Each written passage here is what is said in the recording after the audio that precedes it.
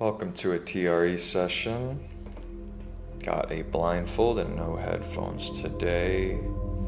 I'm starting out on my back, actually stay on my back this time, and just opening the body in a general way. Keeping my eyes from the stimulation of the lights overhead. And not the most easeful entrance into the tremors today. You can see my hips go, then my upper body, then my hips. It's sort of wasn't sure how to address my attention placement. Here, the attention wanting to go to a certain location, have a certain result. I've been attached to having a good session here, because I've had some fantastic sessions recently. So there's a sort of seeking energy.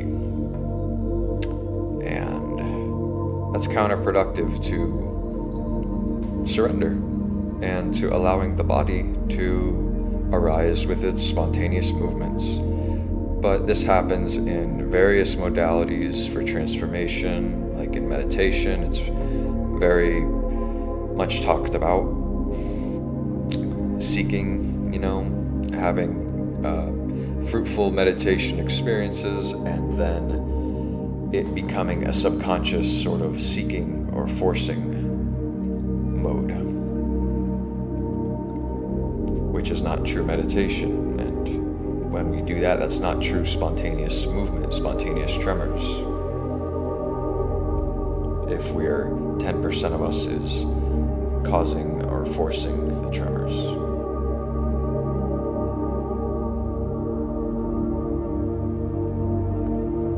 And giving myself a lot of grace in this, though. We're human.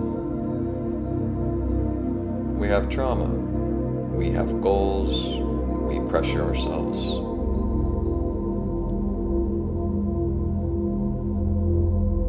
In a sense, it's natural, or rather it's understandable. Perhaps it would be more natural to rid ourselves of the tension that causes us to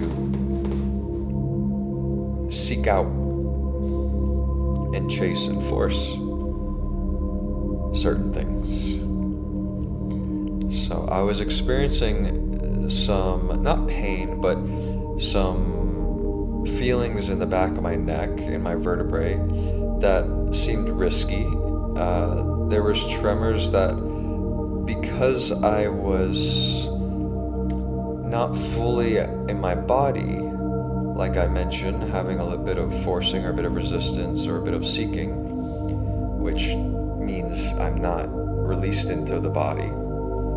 Since that was happening, when a tremor did arise in my neck, there was some resistance because it happened faster than my body could, or my mind could keep up with.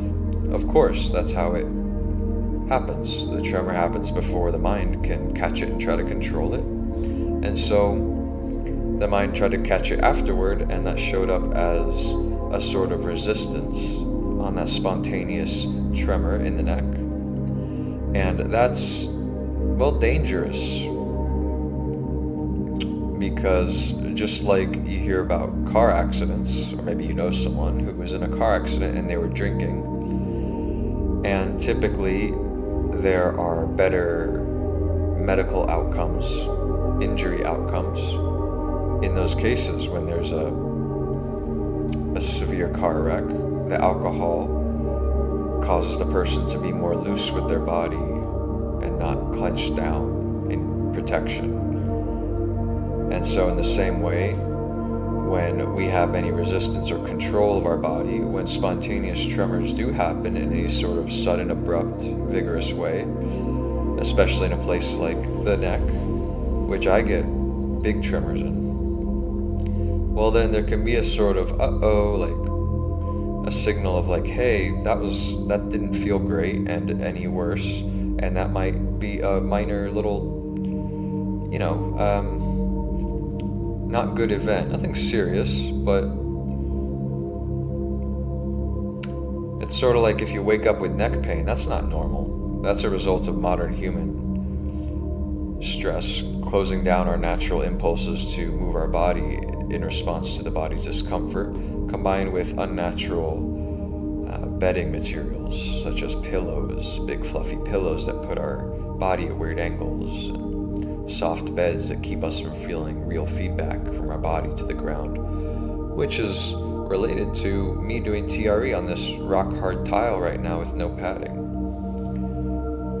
I've adapted to this a bit, and it's the best, honestly. So yeah, just witnessing light hip movements here. Got the arms out to the side.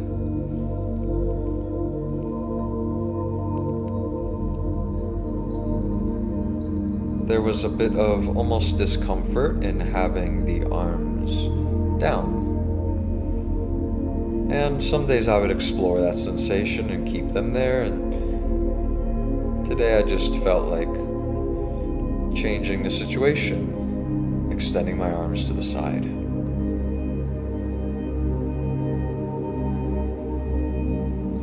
So my point about my neck was that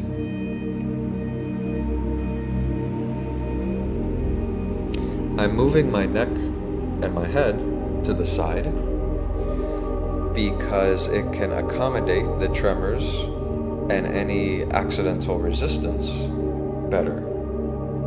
There was no there's nothing risky about in this situation about my neck being to the side.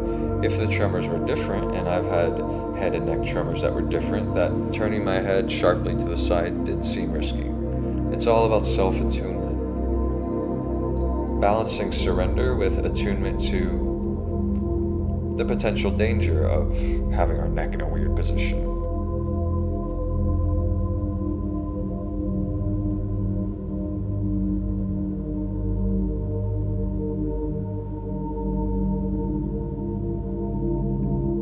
And here I am seeing if my head or mouth wants to tremor at all, taking my legs mostly out of the equation. And there's some interesting tremors right here, moving throughout my whole body. And bending the arms there to see how that would change things.